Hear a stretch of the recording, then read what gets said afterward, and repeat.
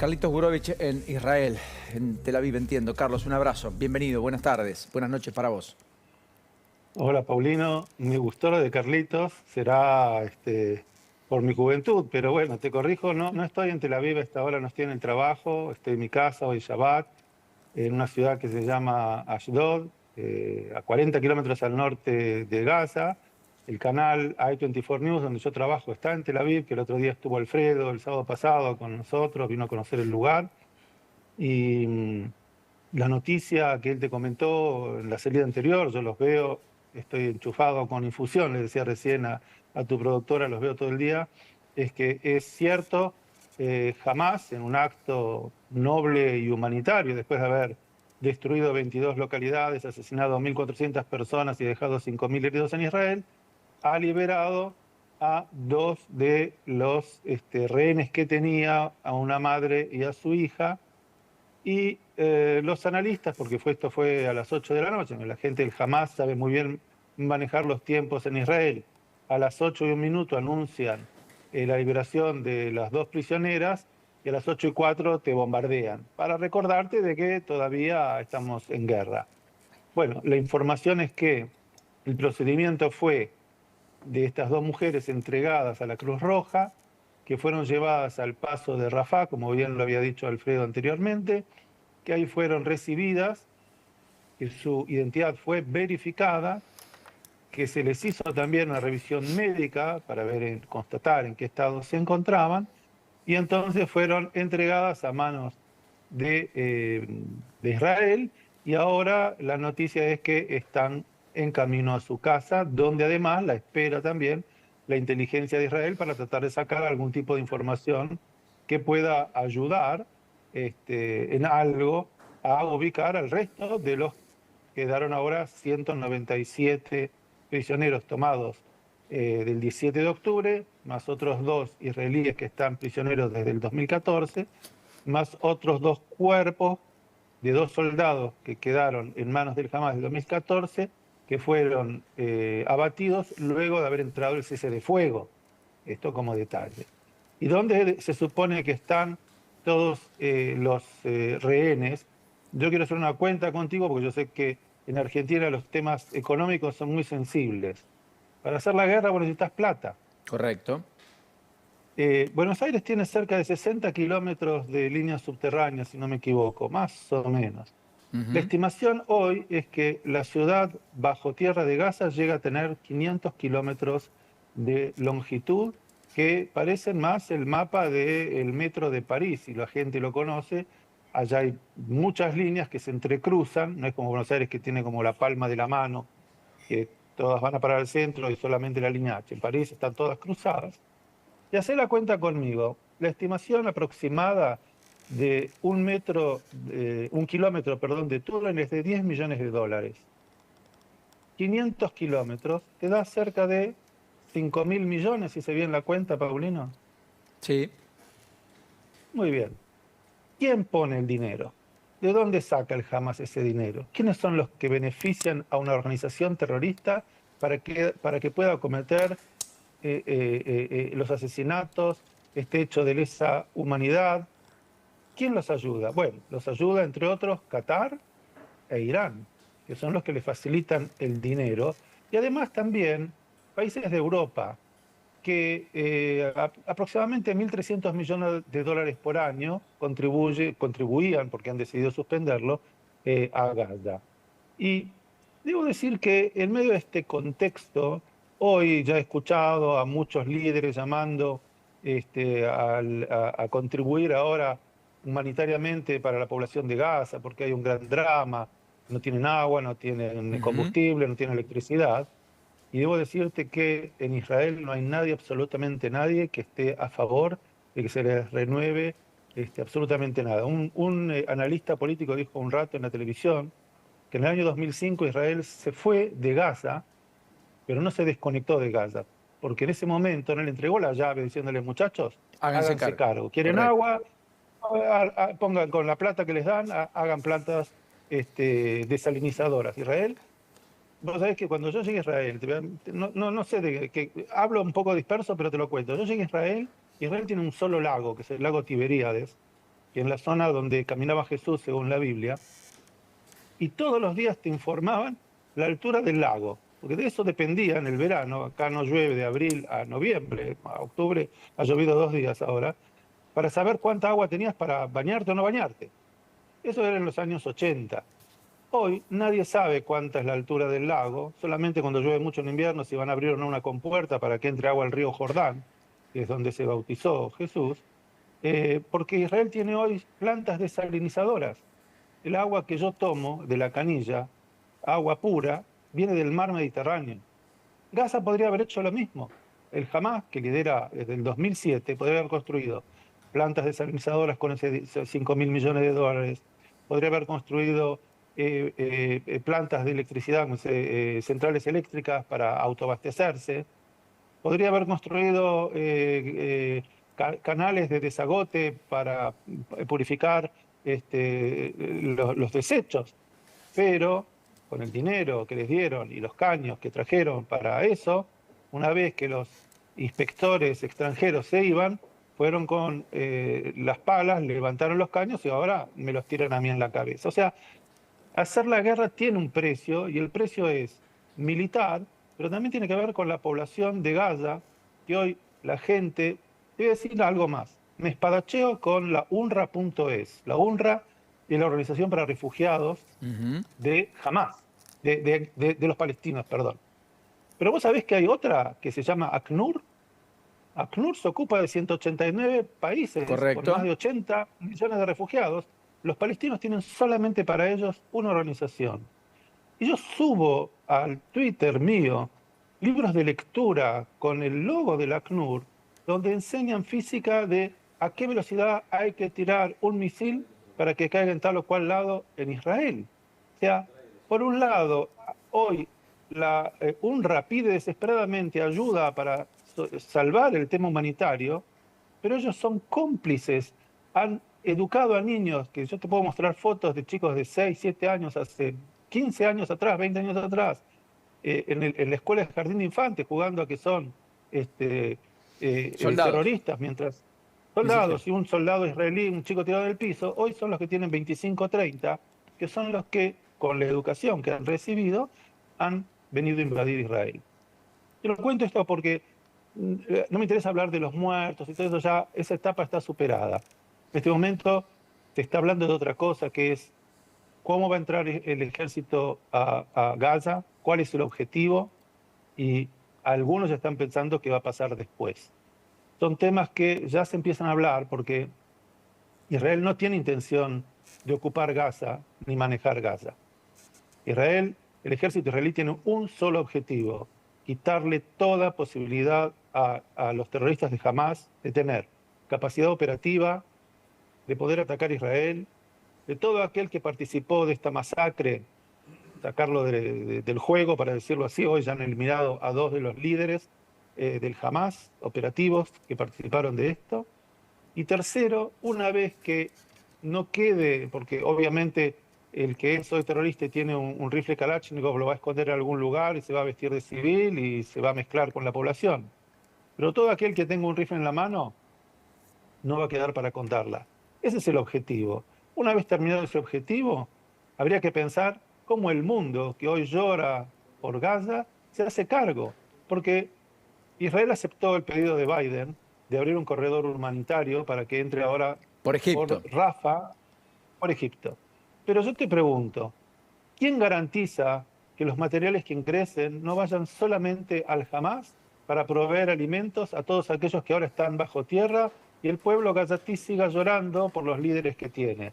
Nadie. ¿Entendés? Entonces, hay un tema que esto ha ocurrido durante tantos años. Los inspectores vienen, miran. Es como lo que hace Rafael Grossi cuando va a Irán a revisar los centros donde se producen El uranio la bomba enriquecido. atómica, llamémosla así. Claro, él va, mira, cuando él se va, desarman las cámaras, le quitan las cámaras, está ciego. Esto es lo mismo. Son países o Carlos, organizaciones que le toman el pelo al mundo. sí, yo quiero Sí, que hagamos un punto ahí para entender, no para cortar, sino dale, todo lo contrario, para seguir conversando. yo Porque te sigo. lo que vos estás marcando es que hay un espíritu común en el israelí promedio de que lo que está queriendo decir es, señores, miren, hemos tenido, no digo un segundo holocausto, hemos tenido un ataque devastador que terminó con más de 1.400 israelíes de una manera absolutamente irreproducible. En términos humanos ha sido devastador y ha sido un hecho tremendamente lamentable. Y ahora que se están ocupando de Gaza, nosotros entendemos que primero la ayuda que llegue tiene que estar garantizada de que llegue a quien tiene que llegar. Y eso nadie lo puede garantizar una vez que pasa la frontera por Rafah, después de dejar Egipto atrás con 3.000 toneladas, como están ahora diciendo que mañana podrían liberar. Correcto. Y lo segundo es, no se olviden que la asistencia ha sido nuestra, que la ayuda ha sido nuestra, que todo el tiempo nosotros estuvimos allí, y lo que sentimos es que la ayuda que les llegó la mal usaron, la utilizaron para producir, entre otras cosas, los aberrantes hechos de los cuales estamos hablando desde el 7 de octubre y que han generado un antes y un después en Israel, que al mismo tiempo es Occidente dentro de Oriente. Es decir, tiene los valores de la democracia occidental dentro de un Oriente que es más autocrático, teocrático, poner el nombre que vos quieras, más autoritario. Eso es un poco el reflejo general de lo que siente hoy el israelí promedio. Carlos, ¿puede ser? Bueno, muy buen análisis, Paulino. Vos tenés que pensar que agregarle a eso que por día entraban 15.000 gazatíes a trabajar a los mismos lugares que han sido destruidos. Hoy esas 15.000 familias no tienen para comer. Hay algunos que dicen que han hecho parte de inteligencia, porque los terroristas del Hamas, cuando ingresaron a cada uno de estos pueblos, sabían dónde vivía cada uno, o sea, en cada casa sabían quién vivía, cuánta gente había, que tenían muy buena inteligencia y se cree que parte de los que la proveyeron eran aquellos que trabajaban, o lo hacían por fervor a la causa, o porque alternativamente ellos se sentían en peligro, ellos o su familia. Pero de todas maneras, lo que vos marcás es perfecto. Mira, nosotros tenemos una moral judío-cristiana en donde nos permitimos pensar que el bien del otro, el prójimo, es algo que tiene valor. A los dirigentes de Hamas que están en Qatar, ¿sí? Los dos líderes que están en Qatar, en un palacete en Qatar, no les importa si mueren 40.000 o 50.000 gazatíes en un combate, aunque no les quede un solo combatiente. El objetivo de ello, porque la pregunta que todos nos hacemos es, ok, mira, no sé cuánto tiempo tenemos, pero es importante para entender el análisis. Hace casi 2 años que Rusia invadió Ucrania, ¿correcto? Cuando vos invadís otro país, te plantás bandera, ponés tu banderita y defendés tu posición hasta morir, digamos. Si vos querés ese territorio tuyo, te pones ahí y así es como Ucrania y Rusia están como la línea Maginot, ponele. Pero acá no pasó eso. Los terroristas no vinieron a liberar Palestina, no se quedaron, no fueron a defender el territorio que habían supuestamente liberado. Mataron, robaron, destruyeron y se fueron. Entonces, la pregunta que uno se hace todo el tiempo es, ¿qué va a pasar? ¿Qué va a pasar después? Cuando no haya Hamas, porque no han liberado absolutamente nada. Israel sigue viva, seguirá viva, y lo tendremos de vecinos a los 2 millones de gazatíes. ¿Qué va a pasar después? Si el mundo no se va a poner las pilas para entender que esto que pasó ahora es un antes y un después, no solo para Israel. Hoy tiraron desde Yemen 3 misiles balísticos que fueron interceptados por la flota americana en el Golfo Pérsico. Imagínate que caigan acá 3 misiles que son iraníes. ¿Cómo termina esta historia? ¿Cómo va a seguir esta historia? El israelí promedio hoy no quiere saber más nada de Gaza. Hay que separarse y que aquellos que tanto aman a Gaza se hagan cargo. Y un detalle final para redondearte esta historia. Mira, esta semana, investigando para mi programa que voy a grabar el domingo, busqué cómo es que Gaza quedó pegado a Israel, cuando antes de la guerra de los 6 días era el territorio de Egipto. El grandioso Anwar Sadat, cuando se reunió con Menachem Begin para discutir los acuerdos de paz en 1978, le dijo, mirá, la condición para firmar la paz, yo estoy dispuesto al desenganche de fuerzas, a que no haya ejército egipcio en el Sinaí, que volvamos a la línea de marcación del 1906, la aprobada en 1924 por las fuerzas internacionales, pero Gaza, no, Gaza te lo quedás vos. Y en ese momento yo escucho la palabra genocidio. ¿Tenés una idea cuántos gazatíes vivían en 1978 en la ¿Cuántos? zona de Gaza? 380.000. Entonces, este es el primer genocidio en la historia donde hoy viven 2 millones. Genocidio es para decir cuando vos devastás un pueblo, lo terminás, como pasó con los judíos en Europa. No cuando creció de 380.000 a 2,5 millones. Entonces, toda esa terminología que utilizan los políticos, lo único que hacen es como, yo siempre digo, es como los huracanes. Los huracanes nacen chiquititos en la costa de África y con el calor del mar Crecen, van creciendo y crecen. llegan al Golfo de México. Es el calor del mar el que los aumenta y los hace crecer. Bueno, he escuchado hoy a una política de Podemos en España asusando contra Israel como si ella fuera la defensora número uno de los derechos humanos de los gazatíes.